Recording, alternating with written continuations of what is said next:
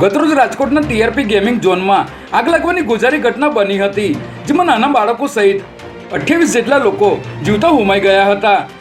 આ gaming zone fire NOC સહિતની જરૂરી મંજૂરી વગર જ શરૂ કરવામાં આવ્યો હતો. ત્યારે ઘટનાને પગલે હાલ પોલીસે ટીઆરપી ગેમ ઝોનના માલિક યુવરાજસિંહ અને મેનેજરની અટકાયત કરી કુલ 6 લોકો સામે ગુનો દાખલ કર્યો છે. આ મામલે ગુજરાત હાઈકોર્ટે તાત્કાલિક સુઓ મોટો દાખલ કરી છે અને આજે રવિવારે રજાના દિવસે પણ સુનાવણી હાથ ધરી હતી. જોકે આ કેસના આરોપીઓ તરફથી કેસ નહીં લડવાની બાર એસોસિએશન દ્વારા જાહેરાત કરવામાં આવી છે.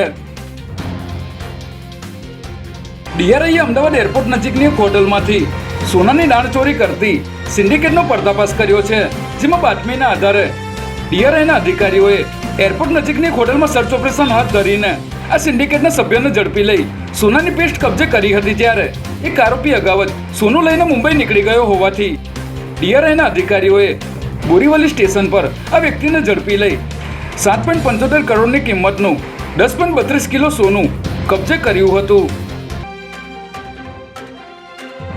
વડોદરાનો નામચીન અને માથાભારે બુટલેગર અલ્પુ સિંધી ફરી એકવાર પેરોલ જમ્પ કરી ફરાર થઈ ગયો છે, જેમાં અલ્પુ સિંધીને હાઈકોર્ટ દ્વારા શરતોને આધીન 18 થી 24 મે સુધીના વચગાળાના જામીન આપવામાં આવ્યા હતા, પરંતુ તે વડોદરા જેલ પર પરત હાજર ન થઈ ફરાર થઈ ગયો છે. ત્યારે શહેર પોલીસ કમિશનરથી માંડી હાઈકોર્ટ અને સંબંધિત પોલીસ મથકના પીઆઈને આ મામલે જાણ કરવામાં આવી છે.